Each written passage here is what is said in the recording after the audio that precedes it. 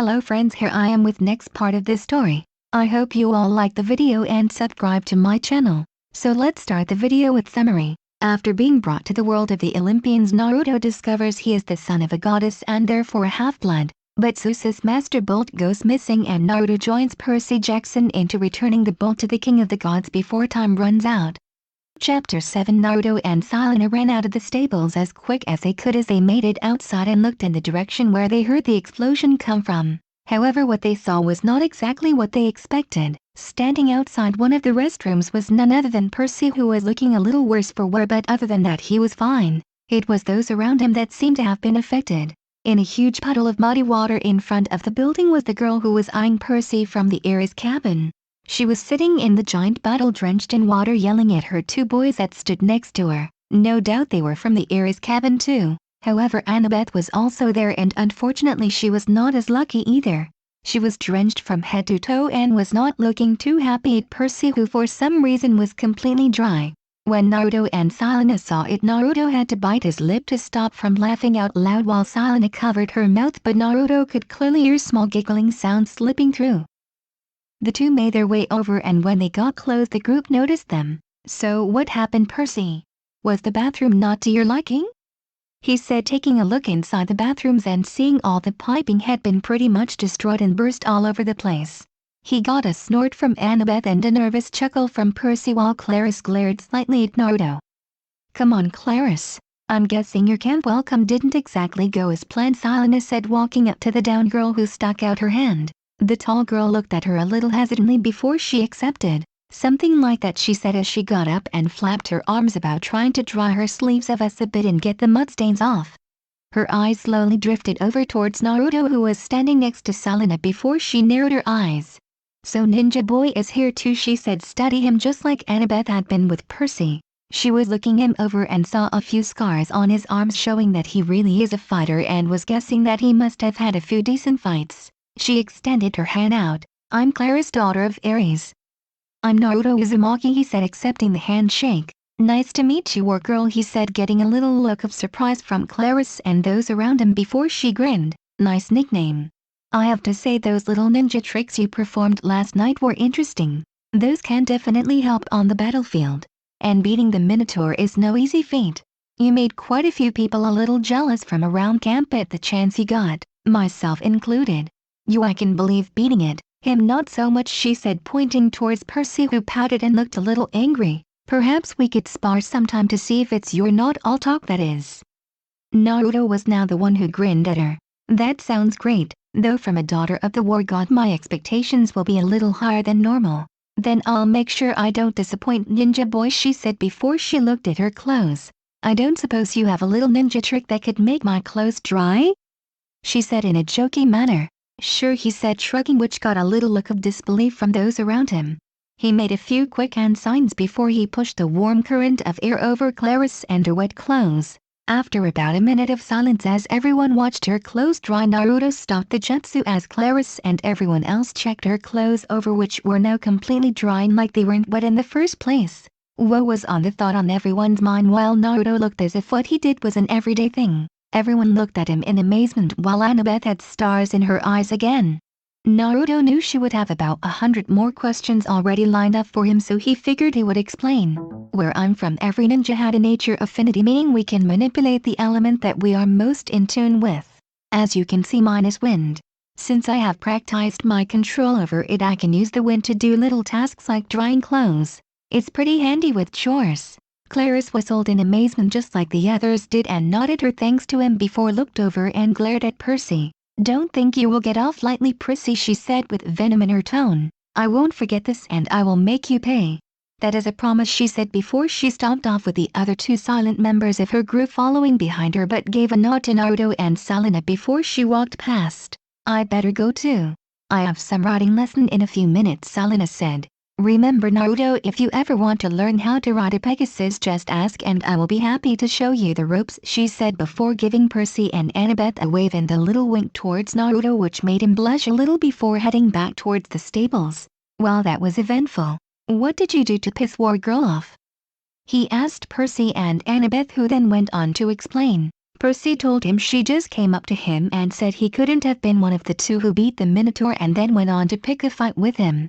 She was about to give him a swirly in the toilets when all of a sudden the pipes all burst and the water collided into Clarice and knocked her outside. Naruto listened intently but frowned a little when he heard about the water. The way Percy explained it made it sound like someone was controlling the water. He then wondered if it could have been Percy, since his emotions was no doubt going wild from the fight with Clarice that he caused it before he put it in the back of his mind. She is a bully, Annabeth said. She just enjoys making people's lives hell around here, she said while Naruto shrugged. I thought she was alright. A little rough around the edges but friendly enough. That's because you seem to have her respect. She respects anyone who can fight well enough, and it's very rare to come by. The way Annabeth spoke about her told Naruto that she obviously did not get on with the older girl, and the two had come into conflict before in the past. Oh well, Naruto said. Let's get Percy back to the Hermes cabin. I'm sure there is still much for him to see. The group nodded before Annabeth asked Naruto, do you think you could? She said, motioning to her still drenched clothes, to which Naruto nodded. He did the same to Annabeth as he did to Clarice, and after a minute Annabeth was completely dry again. Thank you, she said, smiling at him while Naruto gave her a grateful nod. The day went on smoothly from there. As they walked back, Percy repeatedly apologized to Annabeth, who simply told him to drop it. They also began discussing about whom Percy's godly parent could be. Since both Naruto and Percy knew his mom was very mortal, it could only mean his day was his Olympian parent. Percy was still in disbelief about the fact that the gods were real, but he was slowly coming around. Then Annabeth told them about the time she and a few others from camp got the chance to go to Mount Olympus during the winter solstice. Both boys were amazed that she actually got to go there, which she then told them that Mount Olympus was accessible to get to by going to the Empire State Building. Percy shook his head in disbelief while Naruto laughed. They were near Mount Olympus the whole time they were in New York, and they did not even realize it. Thought when Percy had asked Annabeth about her parents, or more particularly her dad, that didn't go over well with the girl, and immediately told Percy to drop it and not to ask. The rest of the day went pretty quickly and smoothly as the two spent most of the day in the Hermes cabin talking, and Naruto introducing him to Connor and Travis, who seemed to like Percy at first glance. Then when dinner came around, Luke did the same with Percy as he did with Naruto, with telling him the rules and about the offerings to the gods. Naruto once again made his offering to his mom and Lady Hestia. Afterwards they went to the amphitheater again, and the Apollo cabin once again started singing, this time singing songs that others were sure dated back into the 90s. Thankfully Naruto saw that Percy had calmed down now and was finally beginning to settle in, even if it was only slightly. He laughed during the campout and helped himself to a few marshmallows around the fire. Naruto was happy to see that his friend was beginning to feel more comfortable at their new home. As the day came to an end, Percy and Naruto took their spots in the Hermes cabin, with Naruto back next to Connor and Travis's bunk bed, while Percy was a little ways away and next to one of the windows at the front of the cabin. From then on, both Naruto and Percy went along with the day-to-day activities. On the Wednesday was Naruto's first archery lesson, which he along with some of the others from the Hermes cabin took part in, as well as Percy and a few from the Apollo cabin. First archery lesson, Chiron took that lesson and had the camper line up in front of the targets. Thankfully there were enough targets for everyone to have one each. Naruto and Percy took the targets next to each other as they listened to Chiron explain how a bow was used and explained how to use them properly and safely without hurting themselves in the process. While Naruto managed it without problems, Percy was another story. Somehow he managed to get the bowstring hooked on his necklace around his neck and then chipped the edge of the bow while trying to get it off. When eventually he managed to get it free, he took a deep breath and followed Chiron's instruction, as did Naruto. Pull the string back but don't force it back. Keep calm, keep your breathing steady and pull back gently. Aim and then take the shot. Naruto did so and put his index finger and middle finger around the quiver of the arrow while his thumbs held the shot together. He kept his breathing light and steady and could hear the delicate sound of his heartbeat in his ears. It felt like everything else around him had gone silent and was focused solely on the target. Percy was attempting to do the same but was struggling to focus on the target, and his grip on the arrow kept loosening. Then at the same time both boys let the arrow rip through the air and hit their target. Chiron trotted over and first looked at Percy's and winced slightly when he saw the arrow had not even hit the target and instead hit one of the trees by the forest with the arrow embedded in the bark. A wood nymph then appeared next to the tree and began shouting out Greek curse words to Percy, who had an embarrassed look on his face. Sorry, he shouted, but the wood nymph just glared at him before shaking her fist in the air before disappearing into the tree. Sorry, Chiron, Percy said as he looked at the centaur as he delicately put the bow back onto the ground. Don't worry, Percy. It's your first try and you will improve, he said, trying to keep Percy in high spirits. He then turned to Naruto and looked at the target. He was pleasantly surprised when he saw the arrow was embedded right in the center of the bull's eye. Very good, Naruto, he said, applauding the blonde, who was just as surprised as he was to get a bullseye on his first ever try. It's not often one gets a bullseye on his first try. Not even some of the Apollo's children manage that. Maybe it was beginner's luck, he said, getting a small nod from Chiron, but Naruto knew that what he just said was a lie. Naruto looked towards the target and just stared at the arrow. It felt like the world had just stopped when he fired the arrow. He didn't understand why, but with the bow in his hand and firing the arrow, it had just felt so natural to him, like he was born to use a bow. Like his body had all of a sudden gone on autopilot and was discovering a skill he didn't even know he had. He thought perhaps past target practice with kunai and shurikens helped, but he was not so sure. Naruto looked behind him to see there were 4 more arrows in the pile behind him. He got them and placed them next to him, wanting to try something out. What happened next left those watching quite shocked and mouths open slightly. As quick as lightning and one after the other, Naruto fired the arrows towards the targets that it almost looked like a blur. It happened within the space of 10 seconds, but when everyone looked over at the target board, the 4 new arrows were all on the bullseye, all embedded into each other and causing the first and second arrow to split in half from the force of the other 3. Chiron whistled while some of the other campers applauded. It was not every day you saw something like that, and Naruto was continuing to surprise them. Percy gave Naruto a thumb up for a job well done, which Naruto nodded back thankfully. My word, Naruto, if I had not known you before you came here, I would have said you were a professional at this, Chiron said. Examine the target again. Thinking at the rate Naruto was going, he could be one of the best archers the camp has ever had. I can't really explain it, Naruto said, getting Chiron's attention. When the bow was in my hand, it just felt right. Like I knew exactly what to do and my body just went on autopilot. Chiron nodded. He had heard that before from some of the Apollo demigods, but they had never quite been able to perform something as incredible as Naruto on his first try. Currently Chiron, along with Grover and Mr. D, were the only ones aware that Naruto's godly parent was his mom. And out of all the goddesses, Chiron knew of only one who could do something like that with a bow. However, the thought was quickly erased from the centaur's thoughts, since the thought itself was completely ludicrous and the chance of her having a child was all but 0. Well, nevertheless, you did amazing for your first time with a bow, Naruto, he said before he trotted off to help Percy, who had somehow got the bowstring stuck in his pants zipper. Naruto looked at the bow in his hands before shaking his head and went to get some more arrows. After that lesson, word quickly spread at how great Naruto turned out to be with a bow, which gave him a lot of attention from the Apollo cabin. A member from the Apollo cabin, Lee Fletcher, congratulated Naruto on his great 5-arrow bullseye and told him he was welcome to train with the Apollo cabin whenever he liked, since the camp doesn't get that many prodigies in archery other than those in the Apollo cabin. Naruto happily accepted and quickly made another new friend with the son of Apollo. After that, later in the afternoon, everyone was down at the beach. Since it was a warm day, Chiron thought it would be a good idea to have canoe racing. Since Percy and Naruto were new, they thought they would give it a shot. Chiron mainly wanted to see how the 2 boys did, since they both showed different strength and weaknesses, with Naruto being great with a bow while Percy not so much. Naruto sat in the canoe as he paddled with the oar on the right side of the canoe. His limits and patience were being slightly tested here, since Naruto had quickly discovered he was not that great at canoeing.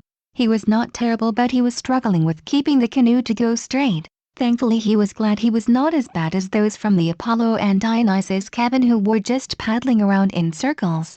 On the shore, everyone from Campi were on the beach, either watching the race or in the Daughters of Aphrodite's case, lounging on the sand sunbathing in their bikinis.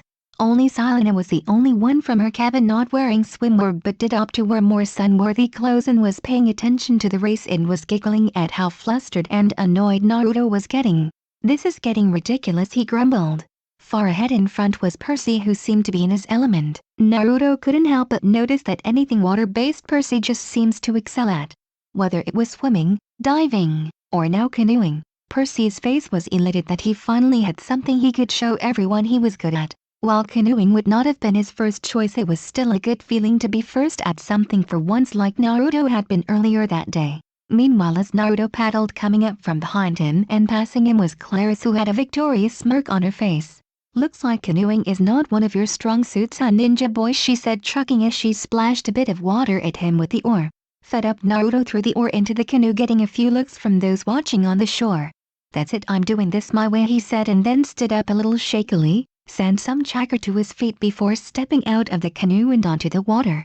When he stood on the water, all those on the beach stopped what they were doing and looked at him with disbelief on their face. "No freaking way," he heard one person say as Naruto took his shirt off since he was beginning to sweat a lot from the heat, and then picked up the canoe, put it over his head before he began running on the water.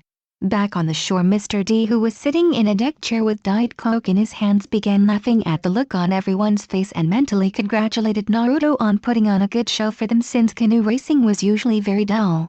Percy, who had just crossed the finished line and was being congratulated by Chiron, saw Chiron's look of surprise and turned around and couldn't help but burst out laughing when he saw Naruto running on the water, coming in second and giving Clarice a sly grin, causing said girl to throw her oar in the ocean and throw a bit of a tantrum.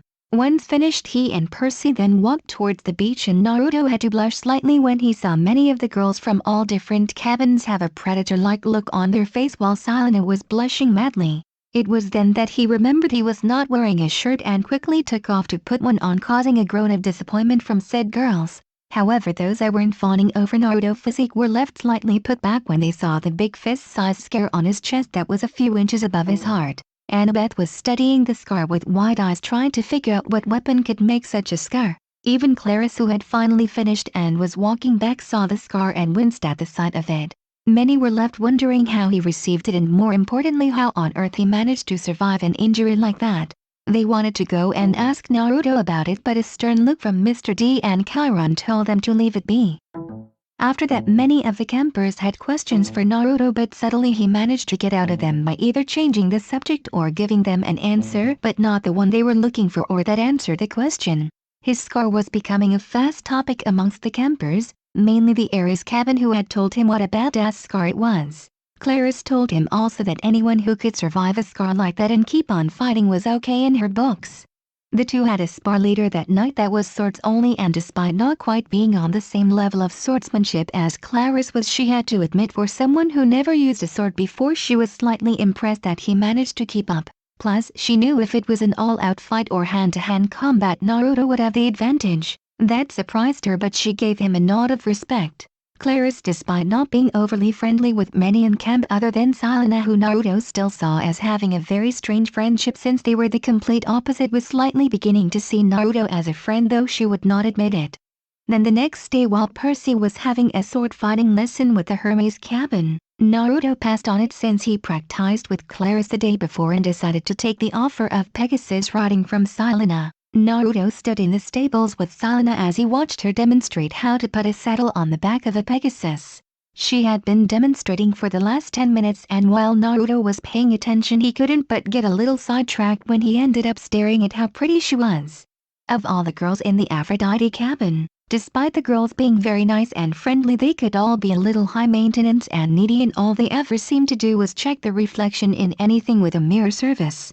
But yet Selena was a little different and preferred to walk her own path than the one she was expected of from a daughter of Aphrodite. "You understand everything I just said?" she asked Naruto, whose mind was elsewhere at that moment, before shaking his head. "Sorry, say that again," he said, but Selena rolled her eyes. "Never mind. Come on, let's go flying," she said in a cheery voice as she and Naruto led Pegasus out of the stables. Selena would be riding the beautiful white horse that Naruto had petted the other day, who Selena had named Moonshine, which got a laugh from Naruto. But it was nothing compared to the horse he would be riding. He was riding a beautiful light brown horse with chestnut brown eyes that was named Porky. When they were out of the stables and were in a nice clear area, both slowly and carefully mounted their Pegasus. Selena was on it on second since she was pretty much a professional by now, but Naruto took a bit longer since he wanted to be careful and not mess up. After about a minute, both were mounted. Naruto was a little nervous since this would not only be his first time on a Pegasus but also his first time flying. Selena could see that he was a little nervous, so she trotted up next to him and put her hand on his shoulder. "It's okay. I was a little nervous at first too. Just trust in your Pegasus and you will be fine, she said, with Naruto giving her a grateful nod. For Selena, it was a little nice seeing Naruto look a little more human, since ever since he came here he always seemed so fearless and superhuman.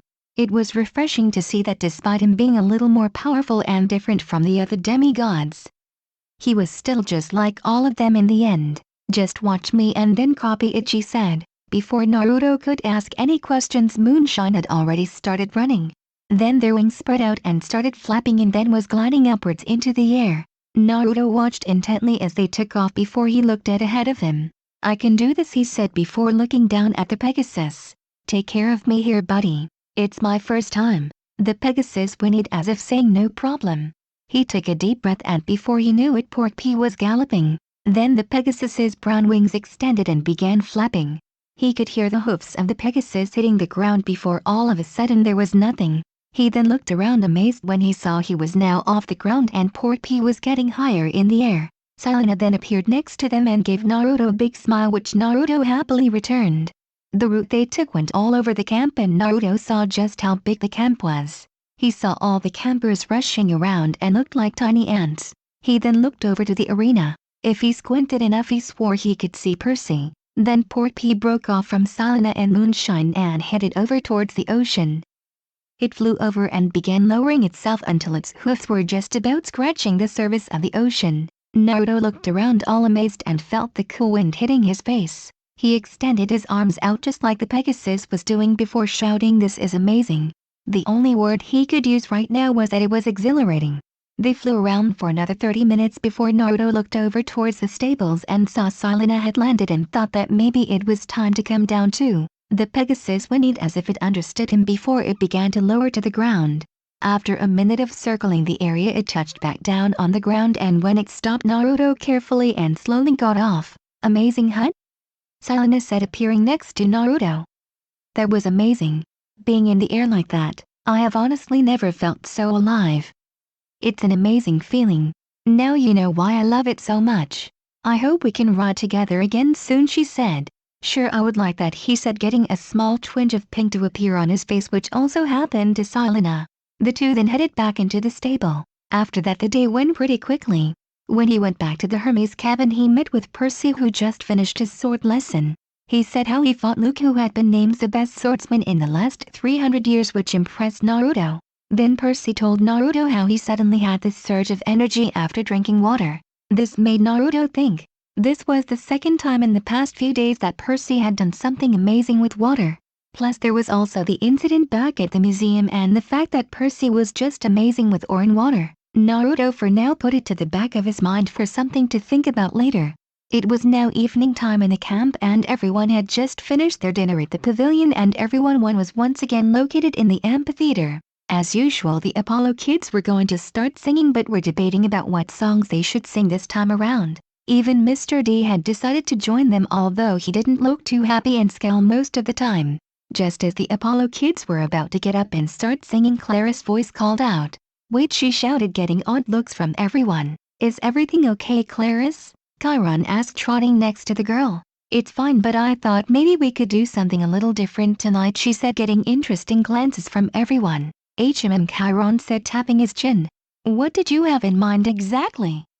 He asked, hoping it was not anything that involved bloodshed, but then saw Clarice point over to Naruto, causing the blonde to look at her in confusion. Naruto, you said that you're a shinobi from this other world, right? She said, getting a nod from him. Then you must have gone on some pretty cool mission or quests, right? Now that caused everyone to perk up and look towards Naruto, who was thinking, well, there were a few pretty high-class missions I went on before I came to this world.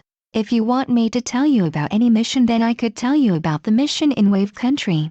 That was one hell of a mission and will get your heart pumping.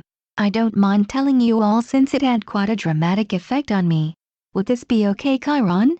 Chiron looked thoughtful for a moment before he gave the nod that it was okay.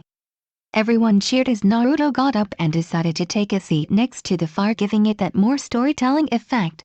Every one of the campers began huddling together, getting ready to hear the story. Annabeth and Grover sat next to Percy while everyone else was with their cabin. Even Mr. D glanced over. Then from the woods the nymphs and some other satyrs came over to listen to the story. Naruto looked around, seeing everyone looking at him before he took a deep breath. The mission was very simple.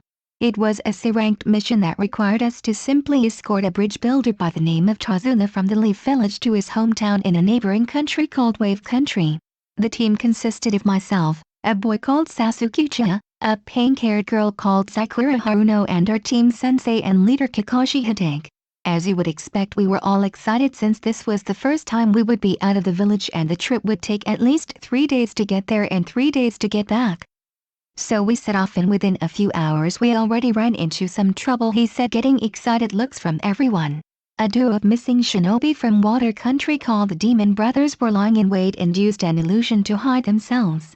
When we went past, they revealed themselves. They attacked and ripped Kakashi to shreds with spiked chains, he said, getting small gasps from people that there was a death this early. He was about to continue before the fire next to him erupted, causing many to jump.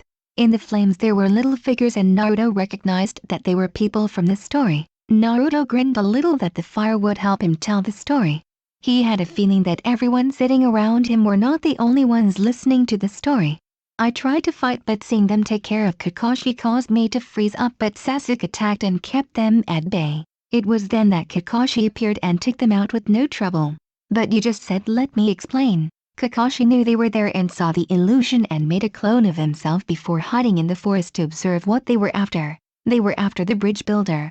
He had lied about the rank of the mission because his hometown didn't have the money. He explained to us that a big business tycoon called Katu had pretty much taken control of the town and was making people pay fines and taxes, leaving them without money and food and leaving many on the streets and left to starve. He had mercenaries do his dirty work for him. After we heard the story, we decided to press on and continue with the mission, with it now being an A-ranked mission instead of C-ranked. After 2 days of travel we were just outside Tazuna's hometown. It was then that we met him. Who? Everyone asked at the edge of their seats, even Mr. D. We were met by another missing shinobi, but he was an A-ranked shinobi and therefore very powerful, that was hired by Katu. A man who earned his shinobi status by killing all his classmates in school, he said, getting looks of horror from everyone. A man who was a member of the 7 shinobi swordsmen of the mist and therefore was an elite swordsman in his own right, as he wielded a 6-foot butcher's knife and had earned the name Demon of the Bloody Mist. His name was Zabuza Momoki. In the fire the figure of a very bulked up man wearing a mask that covered his lower face and wielding a sword as big as his body appeared. Those I weren't shivering before were now. The mere sight of his sword was terrifying. Even Claris had that look that said she would think twice before going up against that. So Kakashi engaged Zabuza and they fought through a mist Zabuza created that made Kakashi have to rely on his Sharingan, a bloodline from the Uchiha clan that let the user copy moves and see someone's chakra network. They fought while we guarded Tazuna, but then Kakashi fell into a trap and was imprisoned in water. Gasps rung out since they knew with Kakashi trapped the others would have to fight him. We knew we couldn't beat straightforward, so we came up with a plan. I disguised myself as a giant shuriken with the transformation jutsu and Sasuke threw me along with another towards Zabuza. Since he had to keep his hand on the water prison to keep Kakashi trapped, he could not move but managed to avoid them. However, when I went past I transformed back and threw a kunai at him. Zabuza couldn't dodge it like before and had to let go of the jutsu. When he did, Kakashi was freed. Cheers rang out through the arena since now with Kakashi free he could get some payback. They returned to their fighting and finally with help from his Sharingan Kakashi managed to defeat Zabuza but was left exhausted afterwards. When he was about to make the final blow, a hunter shinobi came in and finished it, saying he had been hunting Zabuza.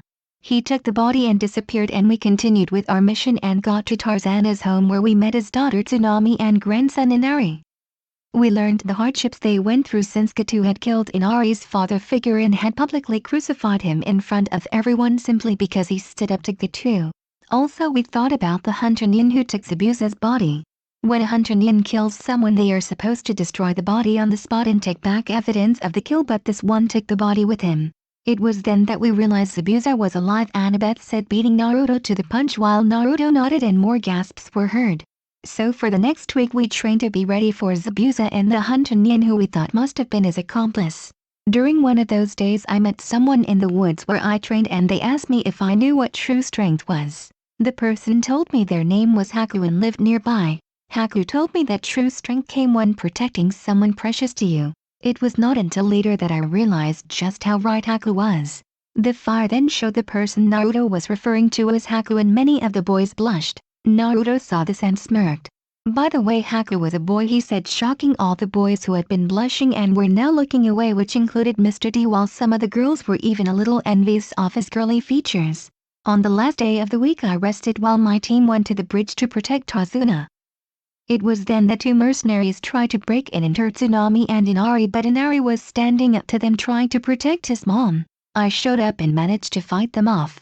Knowing something was wrong, I went to the bridge and found Zabuza had returned and was fighting Kakashi while Sasuke was fighting the hunter Nin.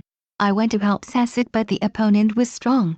The masked figure had a bloodline that let them control ice and could move at great speed through the ice mirrors that they created that formed a dome of ice around us. We fought and fought, but Sasuke got badly hurt and I believed he was dead. In my rage my powder peaked and I managed to land a deadly punch to their face and knocked him out of the ice dome. The mask then cracked and in front of me was none other than Haku, he said, making many eyes widened at the revelation, including Mr. D's and Chiron's. Haku explained why he was with Zabuza, that Zabuza had given him a purpose in life when Haku lost his family, and it was a tool to be used for Zabuza to accomplish his dream of defeating the corrupt Mizukage, leader of the Hidden Mist village. He wanted me to kill him since he called himself a broken tool, but he saw that Zabuza was in trouble. He disappeared and appeared in front of Zabuza and protected him from a killing move from Kakashi. The attack went right through his chest and killed him on impact, Naruto said, sadly causing many to have tears beginning to form at Haku's tragic death of just wanting what's best for Zabuza, and saw in the fire the figures which reenacted everything Naruto just said. It was then that Gato appeared on the bridge with over 100 mercenaries and was betraying Zabuza, he said, growling, which many of the other campers did. Zabuza, after seeing Haku's sacrifice and finally realizing the bond he shared with him, began to cry and declared us no longer his enemies. With nothing but a kunai in his mouth since his arms were disabled from Kakashi, he charged through the mercenaries hoping to create a small piece of redemption. He tore through the mercenaries while getting multiple swords stuck in his back before getting to Gato and killing him. The fire depicted the whole scene, which entranced everyone who watched the ferocious warrior fight to his last breath, which many campers marveled at. When the mercenaries tried to start a fight for Zabuza killing Gato, the entire town turned up and forced him out with our help, sending the mercenaries off with their tails between their legs, he said, as everyone began cheering, but quickly ended when they looked at Naruto's sad face. Zabuza was succumbing to his wounds and asked to lie next to Haku's body, wanting to die next to the person who followed him to the very end. It even began snowing and we thought the snow was Haku crying for the death of Zabuza. Zabuza asked to go to the place Haku went to before he died. We took their bodies and buried them on a hill overlooking the town with Zabuza's sword marking their graves. We stayed for a few more days to heal and complete the mission before we finally went home, he said, signaling it was the end. Naruto looked up and his eyes widened a little when he saw almost everyone crying at the end of the story. Even Claris wiped away a stray tear at Zabuza's sacrifice and Haku's tragic death. I learned something very important during that mission, he said, getting everyone attention. You can get strong through training and with willpower and determination, but you will never be as strong as when you are protecting the people that are precious to you, whether they are a friend or a family member or even a teacher. The bonds we make with everyone help define us as people. Cherish everyone you form bonds with and live life to the fullest every day. Naruto walked back but then saw everyone stand up, look at him and give him a round of applause for both the amazing story and for the little speech, which caused many to look a little differently at people and realize what really mattered in the world. They all thanked him for sharing that story and Chiron patted him on the shoulder and thanking him for sharing that with everyone. Naruto rejoined Percy and talked with Grover and Annabeth as the evening then continued on, as everyone spoke about the story they heard and what a defining moment that mission must have been, and felt like they all knew Naruto a little better now. Unknown to all, high on Mount Olympus, two women were staring into a window-like object that showed the camp and were staring down at Naruto with pride evident in their eyes as they smiled with care and loved him, happy with the person he had become. Chapter 8. The next day, after Naruto retold his experiences from the wave mission that went over great with the entire camp, everyone began gearing up for the big event of the day, the Capture the Flag match. From what Naruto and Percy understood about the game, it was held every Friday and there were two teams each with their own flag, and the goal was to capture the other team's flag and bring it across the border. The game would be held in the forest where anything was allowed, any weapons, magic items, skills, everything was legal except no killing and if possible no maiming, which didn't exactly help Percy's nerves, though when Naruto heard he was excited. It had been a while since he had a good decent match or mission, and this capture the flag was just what he needed to cut loose a bit. Chiron said the capture the flag game helped give campers first-hand experience in combat, and it is beneficial because it provides the demigods with real-life training needed in order to survive in the world. Right now lunch had just passed and all activates had stopped since Chiron let the two separate teams begin preparing for the evening game and discuss tactics and who would do what job. The blue team was comprised of the Athena cabin, the Hermes cabin and the Apollo cabin. By the looks of things their team had the best archers, the brains and the sneaky tactics. That and they knew with Naruto they had an advantage since he actually had real-life experience in battle. The Hermes and Apollo cabin were the two biggest cabins and therefore made up for the numbers on each team. Then on the red team were all the other cabins, which was made up of the Aphrodite, Demeter, Hephaestus, Dionysus and the Ares cabin. With those cabins they had definitely had the most physical fighter if the size of most of the Ares and Hephaestus cabin was anything to go by. However, from what Annabeth told him about the cabins, the Aphrodite cabin would mostly sit out and watch along with some of the Demeter cabin. There were only 2 in the Dionysus cabin and 4 in the Hephaestus cabin. This mainly meant that the main obstacle would be the Ares kids who were led by Claris. Right now Percy had left to go and talk to Grover, trying to calm his nerves for the game later tonight, while Annabeth and Naruto were walking in the opposite direction side by side. "So I take it you have a plan?" Naruto asked Annabeth as they walked towards the small headquarters the blue team had set up, with the Athena cabin supplying maps of the area that they would be fighting in. He saw many of Annabeth's brothers and sisters huddle around maps trying to decide which was the best method of taking the red team's flag, while a group from the Hermes cabin were discussing what traps they should lay for the other team. "Of course," she replied back with a grin on her face. "Athena always has a plan." "Well, that's reassuring," he said, getting a playful slap on the arm from Annabeth. The two headed into the small setup camp and walked over to Luke, who was sitting by himself practicing with a small knife in his hand. "Hey Annabeth, Naruto. You ready for later, Naruto? It's yours and Percy's big debut into Capture the Flag," he said, grinning. "You know it. I've been itching for something like this since I got here." "Well, I'm sure we won't disappoint. It can get pretty lively, but thankfully we have not had any casualties." "Well, not for a few years anyway." Annabeth deadpan, get small sweat drops appear behind Naruto and Luke's head. Annabeth then laid out a similar map that the other Athena group was looking at, and she and Luke began discussing how to go about getting to the flag. They both knew that Claris would no doubt be their biggest obstacle. Then they mentioned another boy they called Beckendorf, who was a member of the Hephaestus cabin and apparently was the next big threat towards them due to have both the muscle and brains. "We can't make any foolproof plans until we actually start the game. We have to find a way to discover who is in which group, who is defending and who is attacking." Luke nodded whilst Naruto overheard what they said, and a big grin made its way to his face. "If intelligence gathering is what you need, then I'm the man for the job," he said, getting odd looks from the two blonde. "Luke, you know that clone jutsu I used the other day when you found me sparring in the arena?" he asked, getting a nod in response. "That particular move was mainly designed for intelligence gathering, meaning I can create as many clones as I want and I can send them off to get information for us. When they dispel, everything they learn comes right back to me. The original," he said, tapping his head, get wide eyes from the two.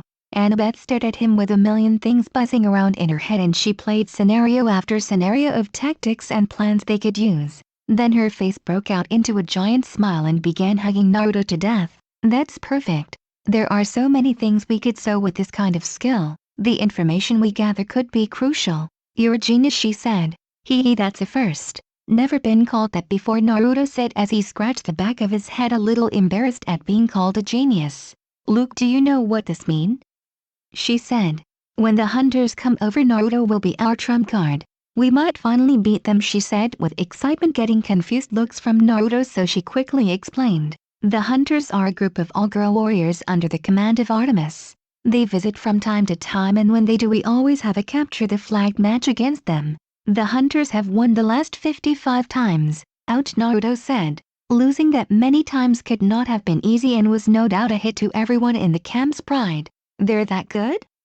he asked. "Despite us having the home advantage, the hunters fight and survive in the forests. That and they know teamwork and are trained by Lady Artemis herself. They're all immortal due to being bound to Lady Artemis, and therefore they fight monsters for a living, and many have decades or even centuries worth of experience." Naruto whistled. Deadly was the only thing he could think of that described the hunters. The way Annabeth described them, they sounded like a well-oiled machine. Plus, being trained by a goddess would no doubt have its perks. But when Naruto looked over at Luke, he noticed Luke had a dark look on his face when Annabeth mentioned the hunters. No doubt Luke must have had a run-in with them in the past and it did not go too well. Whilst Annabeth began letting her siblings know about the new skill their team had, Luke took Naruto to where the weapons and armor was being kept. "This is yours," he said, picking up some bronze-colored armor that covered his chest and stomach but left the shoulders and arms bare. Naruto looked it over. It was simple but effective. He put it on and fastened the straps. It felt a little tight around his chest and it was slightly heavy, but that didn't really bother him all that much since he guessed it was supposed to be like that. "We all have one. Chiron had both yours and Percy made since your armor is specially fitted for you and only you. Also here is your helmet," he said, pointing over to one of the old Greek helmets Naruto saw at the museum with the long blue horsetail plume on top. Naruto looked at it before turning back to Luke.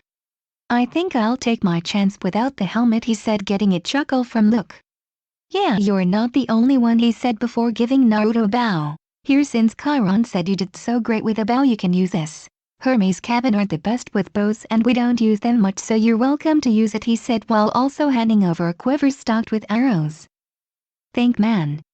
Appreciate it," he said before asking another question. "You don't by any chance have any long hunting knives, do you?" he asked, getting an odd look from Luke. "Hunting knives, huh?"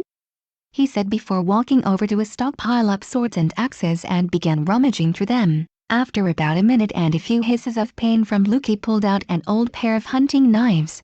They looked simple and standard with black hilts with about 20-inch blade on the end. They were not as long as the ones he had used in the museum against the Fury, but they would do. If anything, they were like a slightly larger pair of kunai. "Thanks, I'm still getting used to using a sword and these are close enough to kunai that I should be able to use them pretty well," he said, getting a nod of understanding from Luke. "Stick with what you're best at until you can improve on the other skills," Luke said, getting a nod from Naruto. "Makes sense and it's smart. No point in taking chances, especially when we're up against Clarice and the Ares cabin. They're not children of the war god for nothing." "You want me to get Percy so he can try his on?" Naruto asked, but the older blonde shook his head. "He can try them later. I should go back with Annabeth and start thinking of plans for that little clone thing you can do." Naruto nodded and Luke exited and went back to the headquarters tent. Naruto carefully took out the bronze-colored armor and put it back on the weapons bench with the other pieces of armor for everyone else. He walked out and headed back over to the cabins. As he made his way back, he got waves and hellos from those from the other cabins, even ones that were not on his team. Naruto, a voice called, getting his attention, and smiled when he saw Katie skipping over to him once again with a basket in her hand. "Hey there, Katie. Now should you really be talking to me since we are on the opposite teams?" he said teasingly, getting a bright smile from Katie. "It's okay, I'm not playing. Not really my thing, so I just watch with some of the other Demeter girls and the Aphrodite cabin." Naruto nodded in understanding. Katie was only 11 and he didn't really want to have to fight her if it came down to it. If she was and he came across her, he would make sure he was the one that fought her so that he could easily knock her out so she wouldn't have to feel any pain or get any wounds. It just was not in him to hurt kids like that, especially little girls. "I just wanted to wish you luck.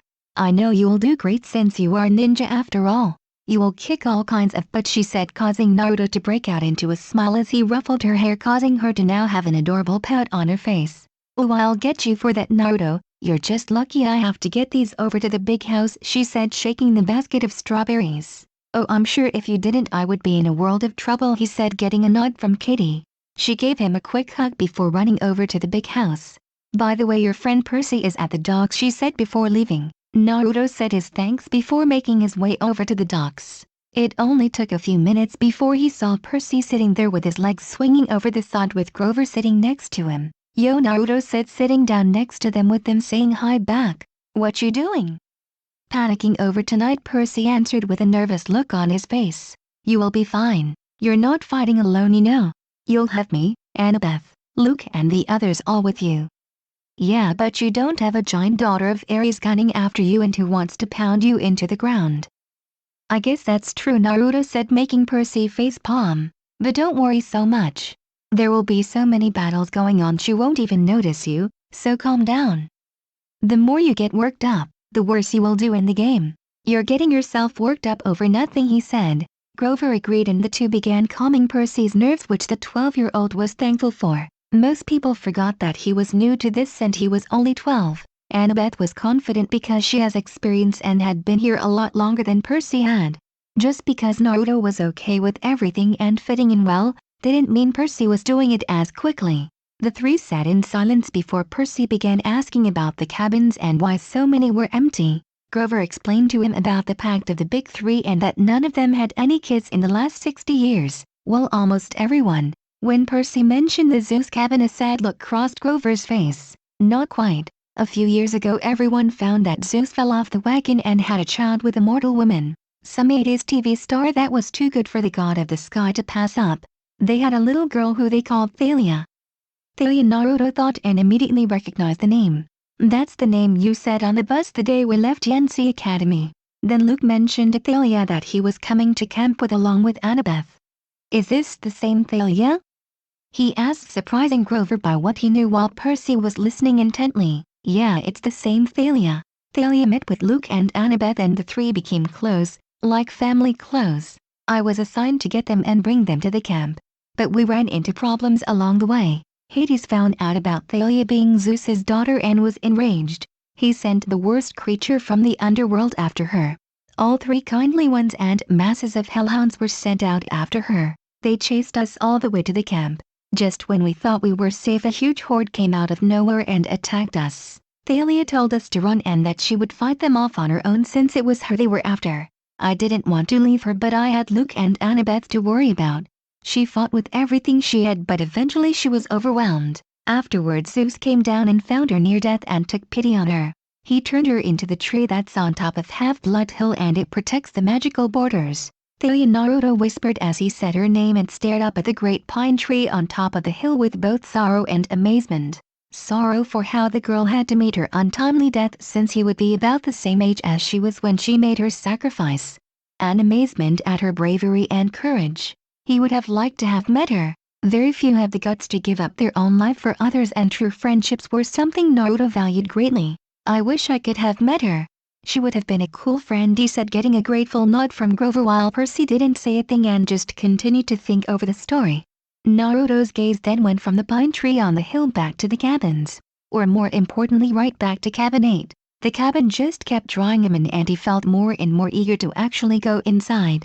At night he noticed the entire cabin glowed silver just like the moon. It was beautiful and it only added to Naruto's amazement. Grover, who glanced at Naruto, looked at where he was gazing before he gave a dry chuckle. "You have to stop staring at that cabin. Nothing good can come to a boy who stares at that cabin." Percy then joined into the conversation. "Is that the goddess who doesn't like boys and doesn't have kids, right?" he asked, getting nods from both Grover and Naruto. "Well, not biological kids anyway, but I guess she would see her hunters as her own children since she usually lives with them and trains them, which is sort of what a parent would do," Grover said. "It's good of her to do that. I doubt many of the other gods would do that, right?" he said, getting a nervous nod from Grover. "For her to take in girls and give them a home and a purpose is beyond kind and generous. She has my respect for that, even if it's just girls she does it for." "I guess," Percy said, not really all that into it, but Grover was a little surprised. It was not often to see a boy who would talk about Artemis with respect like that, since most boys frowned at her name due to her prejudice against boys. But then again, Naruto was different to most, especially since Grover had heard Mr. D had even taken a liking to Naruto and actually showed the boy some respect and some manners. The three didn't stay at the docks for much longer before they moved off. Grover went into the strawberry field to help with growing strawberries with his reed pipes despite not being all that good with them, while Naruto and Percy just hung out and made conversation for the rest of the day. Soon the day became the evening and the time for the capture the flag game was near. After dinner a loud horn called out through the camp and Chiron stood at the front of the pavilion, everyone telling them that the game would soon begin. Everyone stood around their tables and the plates magically disappeared. First came the blue team flag, which had Annabeth and two of her siblings running in with a 10-foot banner. It was made of silk and was glistening gray, with a painting of a barn owl above an olive tree. All in all, it was a very beautiful banner. Then came the red team flag, which was being led in by Clarice along with two of her siblings. Their banner was the same in length except it was blood red, that was painted with a bloody spear and a boar's head. Creative was the thought running through Naruto's head when he saw it. Everyone began cheering when the flags came in and many of the taunting was beginning again just like earlier in the day. Chiron, who was watching with both pride and amusement, clapped his hands before the tables filled up with equipment. In front of Naruto was the armor he had tried on earlier, the bow and arrows Luke gave him along with the pair of hunting knives. He looked them over again and nodded, knowing they were good enough to use. He strapped on his armor and strapped the quiver of arrows to his back along with his bow. He sheathed his hunting knives to his sides. He looked over to see Percy struggling to put his armor on, so he helped the younger boy into them. "Thanks," he said before his hand traced over the armor. "It's really heavy. Do we have to wear these?" he asked. "It's either wear that or get yourself killed," Percy Luke said, appearing next to him. "Here's your helmet," he said, handing over a helmet with a blue horsehair plume on top. "Great," he said, taking it from Luke's hand and putting it on. He couldn't help but feel silly wearing it. He looked at Naruto and saw he was not wearing one. "Where's yours? If you think I'm going to be wearing one of those helmets, then you have another thing coming," he said, getting a chuckle from Luke and a deadpan look from Percy. It was then that Chiron hammered his hoof on the marble floor, drawing everyone's attention to him. "Heroes," he announced. "You know the rules. The creek is the boundary line. The entire forest is fair game. All magic items are allowed. The team's banner must be prominently displayed, and have no more than 2 guards. Prisoners may be disarmed, but may not be bound or gagged. No killing or maiming is allowed." Naruto heard a lot of groaning and mumbling from that and noticed it was mostly the Aries cabin that said it. He also noticed that Clarice and a few of her siblings were glaring right at Percy with smirks on their faces. He knew that was not a good sign. He then heard Chiron mention that he would be the field medic and wished everyone good luck in the game before everyone marched off to their side of the forest. The blue team had the south side of the forest while the red team had the north side. Percy was walking next to Annabeth, no doubt asking what the plan was, and saw a small scowl appear on his face. He moved away and retreated next to Luke. Naruto took this chance to appear next to Annabeth, which startled her a little. When she saw the look in Naruto's eyes, she knew something was up. "What is it?" she asked. He looked over at Percy, which she caught onto, and then motioned over to Clarice's retreating form. She quickly put 2 and 2 together and understood what he was implying. She then groaned as if knowing something like this was bound to happen. She said she would get her revenge for the bathroom incident. "I'm guessing now is the time," Naruto said, getting a nod of agreement from Annabeth.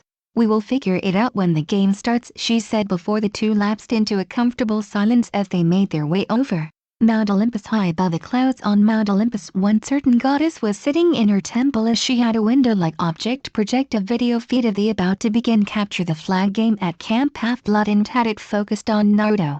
She was currently wearing a simple white Greek dress that stopped just above her knees and wore silver sandals with moon symbols on them. She had auburn-colored hair that flowed down to the middle of her back and had silver-colored eyes. She looked about 18 years old altogether. Her hands were settled in her lap as she sat down on a silver couch. She took a deep breath, since she had been waiting for this day for a very long time. The day that she could finally reveal to the world who Naruto was and show them all that he was hers. Although she was excited, she was also nervous. She knew full well many of the other gods were also watching, like Apollo, Ares, Athena, Hephaestus, and Demeter. She was not sure about the rest, but she tried not to think about it. A hand appeared on her shoulder and she looked up and smiled gratefully at who she saw. The newly arrived goddess looked about the same age as she did, but she had this aura of wisdom and warmth around her.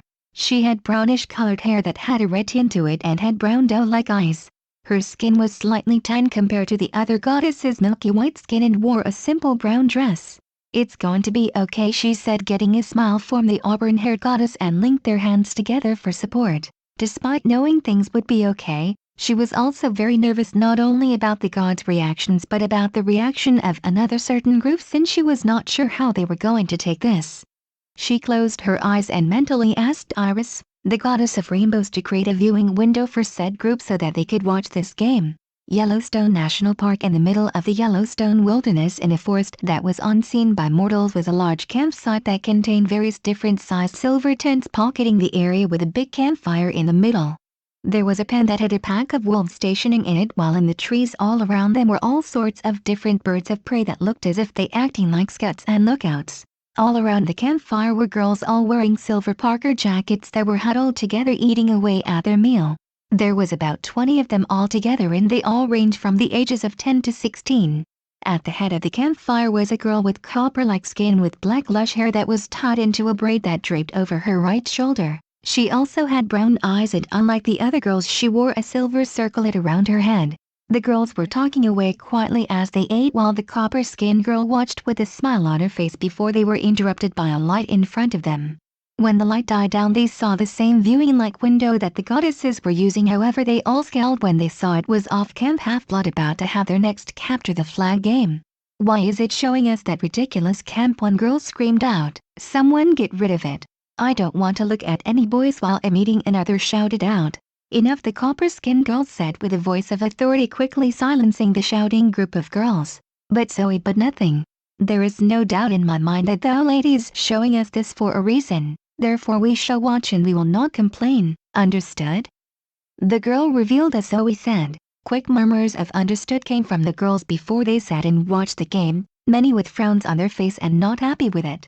Back at camp, Naruto stood with Annabeth and Luke as the horn signaling for the game to begin sounded out through the forest. Naruto had learned that Percy had been given patrol duty over at one of the creeks.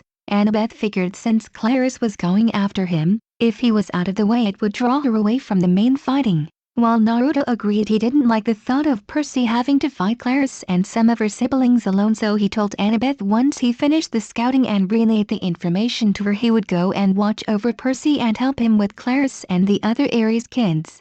As soon as the horn went off, Annabeth gave Naruto the nod. Naruto nodded back before he brought his hands up to make the ram sign before saying Shadow Clone Jutsu. In a few puffs of smoke, 10 Narutos were now standing in front of him, shocking everyone except Luke since he had already seen it.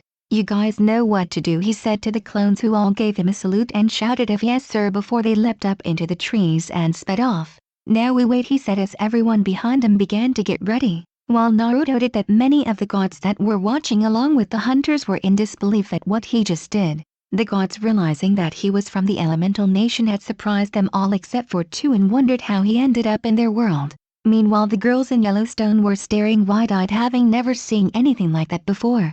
A boy who could make copies of himself would not be on their favorite list. Back with the blue team, they patiently waited for Naruto to receive the information while a few were beginning to get angsty. Annabeth, who was stood next to Naruto, tapped him on the shoulder. "Naruto, how much got it?" he said, and immediately everyone began paying attention to what he said. "Okay, there are 4 different groups. One group is going down the left side of the forest in a group of 12. They're being led by that big Hephaestus camper," he said, making everyone realize that was Beckendorf leading them since he was the biggest of the Hephaestus kids. "Another team of the same amount is going to come from the right side. It looks like they're going to try and sandwich us in when they get to the flag. The third is what we suspected," he said, glancing towards Annabeth. "Clarice and 4 of her siblings from the Aries cabin have gone straight on to search for Percy. Other than that, the rest appear to be guarding the flag," he said while everyone else was beaming at him. "Naruto, this is fantastic. Thank the gods you're on our team," Annabeth said, giving him a quick grateful hug before she began formulating plans and separating people into groups to combat the opposing groups. One group that was going to be led by Annabeth's brother Malcolm would go against Beckendorf and his group to the left of the forest. Connor and Travis would lead another group against the group from the right, while Annabeth and Luke would lead a battalion against the forces around the flag. Naruto would go and watch over Percy and help him when needed while the rest guarded their flag.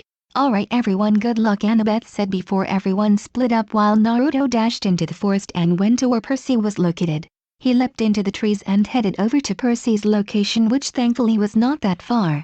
It was just on the boundary between the blue team's territory and the red team's at a small creek. Naruto arrived after a few minutes and saw Percy standing there with his sword and shield. The shield looked far too big for Percy, and the helmet with the giant blue horsehair plume just looked ridiculous in his eyes, but he kept quiet.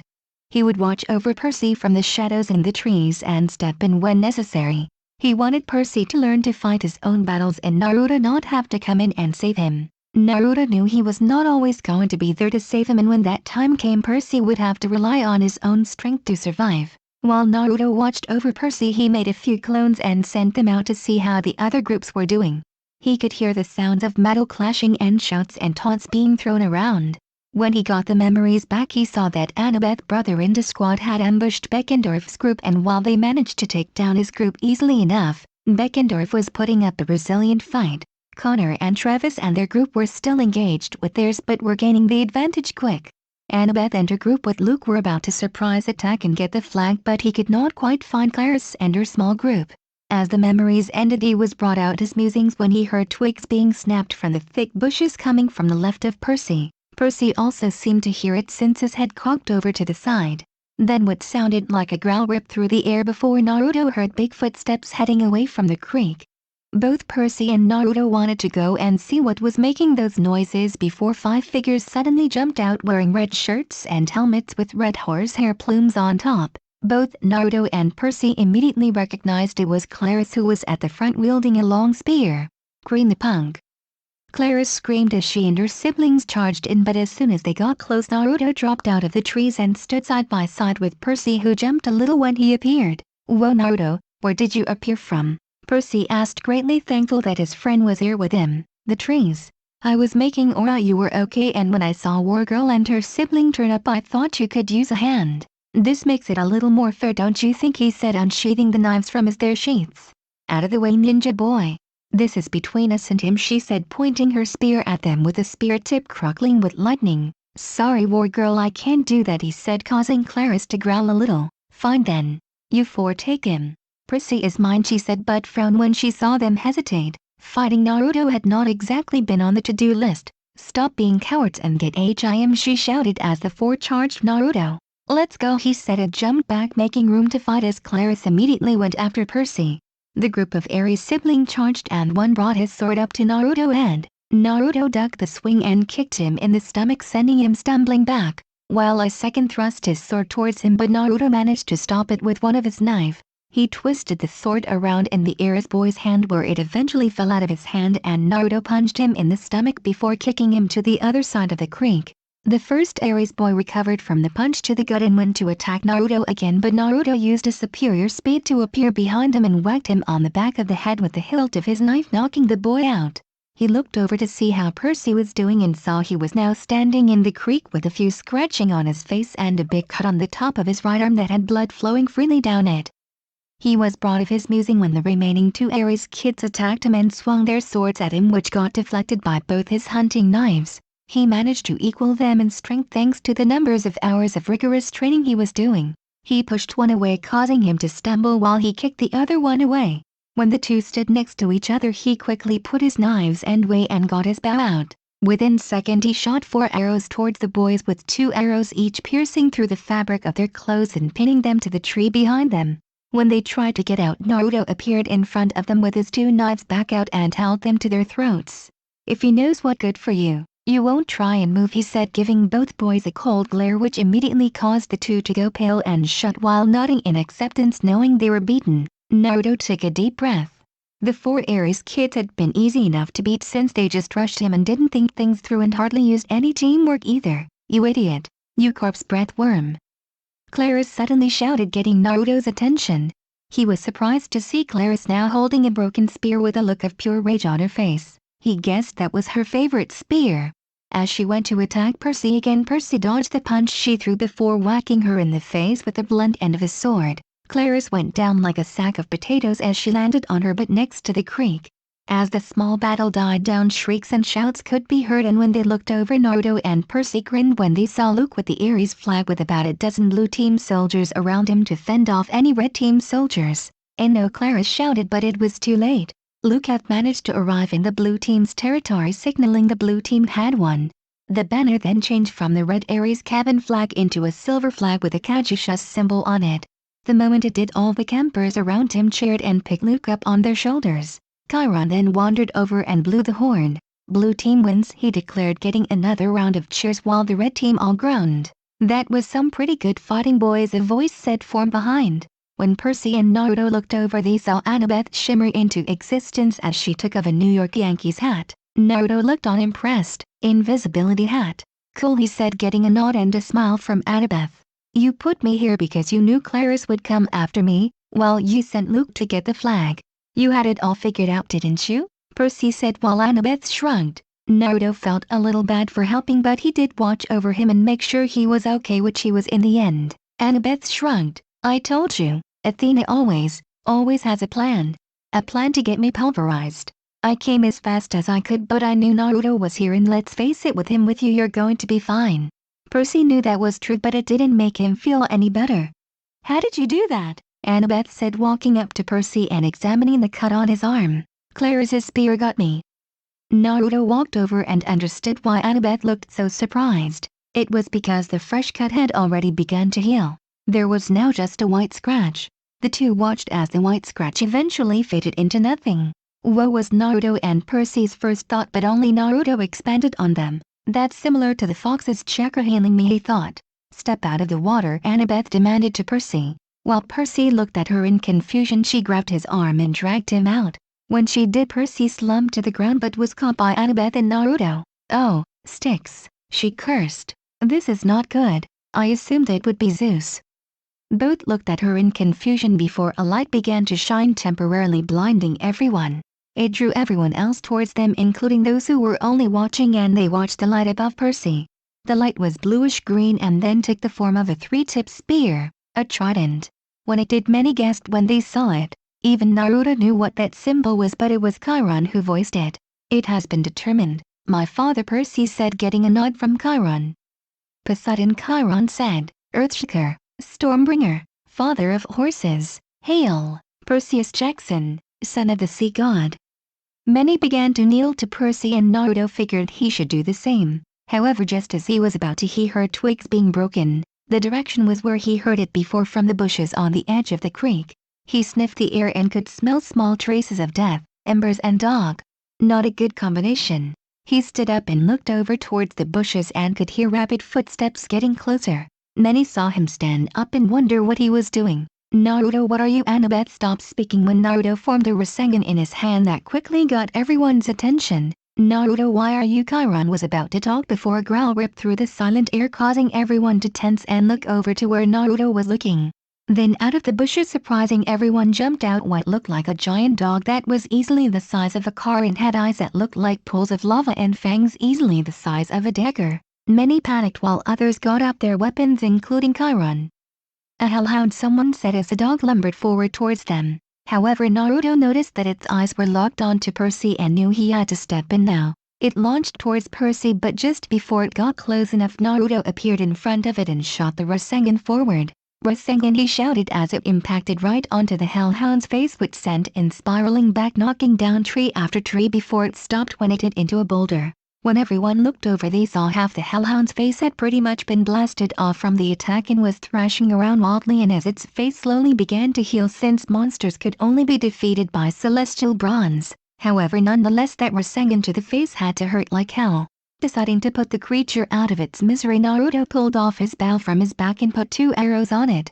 Then as quickly as possible he shot 2 arrows towards the hellhound and hit the beast in the throat and in the chest. The hellhound stopped moving immediately before its whole body began to sink into the floor before nothing but one of its large fangs was left. Naruto took a deep breath and turned back around to see the gobsmacked looks of the campers. What? He asked, raising his eyebrows at them. That was amazing, he heard as so many looked at him in amazement at how quickly he managed to defeat the hellhound, and all being awestruck at the move he just performed. Everyone wanted to ask questions and wanted to swarm him before a bright light appeared above Naruto's head, just like it did Percy. Am I being claimed? He thought as he realized he could finally find out who his mom was. He's being claimed as well, Annabeth shouted as she looked on in excitement, as did everyone else, so they could finally see who Naruto's godly parent was, since it had been a topic of many conversations through the camp, especially with the girls, since many were hoping they were not related, since many were developing crushes for Naruto. Naruto looked at everyone's faces as they stared at the light, which slowly began to form into a symbol. When they did, however, Naruto saw their faces change from amazement to shock and then to disbelief. He saw all their eyes go as wide as possible, including Chiron's, who even dropped his bow from disbelief. He looked up and his eyes widened. The symbol that had formed above him was giving off silver flicks of light, and Naruto could make out the symbol as a bow and arrow with a crescent moon behind it. He knew that symbol from the textbooks, and since it was on the cabinet he stared at almost every day. He knew who it belonged to, but he was struggling to find the words. Did not think this was even possible. He had never even considered that she could be his mother, since the chances were all but 0. There has to be some kind of mistake, Clara said, voicing everyone's thoughts. Selena in the crowd looked at Naruto in sheer amazement. He told her his godly parent was his mom, and by his features she just assumed he was most likely a child of Athena. But she certain didn't expect this. The entire camp was now there, and they just murmured that what they were seeing was not possible. That there must have been some kind of mix-up, but everyone knew there was never a mix-up. It can't be, Annabeth said in a whisper as she stared at Naruto with disbelief written all over her face. He can't be hers. She couldn't. She wouldn't. She has, Chiron said, finally speaking up when no one else would. But her oaths, she said before being startled by Mr. D appearing. Mr. D, who had been watching from the big house, appeared next to him with sheer amazement on his face. I never imagined I would live to see this. Never in my wildest imagination did I think she would have a child, and a son no less. Grover, who now appeared next to Annabeth, looked at the symbol and immediately dropped to his knees and bowed as far down as he could, as did all the other nature spirits and satyrs that had begun appearing. Everyone began to mimic the actions as Chiron voiced out, "Hail Naruto Uzumaki, son of," but before he could finish another light went off, getting everyone's attention again. It was not as large as the first, but it appeared above the crescent moon symbol and flickered in an orange light. This symbol was that of a hearth. When that second symbol appeared, all remaining color in everyone's faces just drained away and many dropped to the ground in more disbelief. Many knew what they were seeing was a historic moment. Even Mr. D and Chiron, who were shocked at the first symbol and from Percy's claiming, were not prepared for this either. I don't believe it. To think she too broke her oath and is related to this young man, Chiron said. This is amazing, Annabeth said while Luke appeared next to her with the same kind of expression on his face. This is beyond what I imagined. What does this mean? Naruto said, looking towards Mr. D and Chiron, who began to bow again towards Naruto while Mr. D just continued to stare at the two symbols. He was strong before, but now he could quite possibly have the same status as a child of the big three, if not greater, Mr. D thought as began imagining what the reactions of his fellow gods would be. Many followed Chiron's example and bowed once again. Chiron's voice then boomed out across the area, breaking the silence as he said the words he never in all his years alive imagined he would ever be saying. Hail Naruto Uzumaki, son of Artemis, goddess of the moon and the hunt and descendant of Hestia, goddess of the hearth. I hope you all liked the video. And if you all want the next part of this video, please like the video and comment 3 hearts. Please subscribe to my channel so whenever I upload a video you will notify.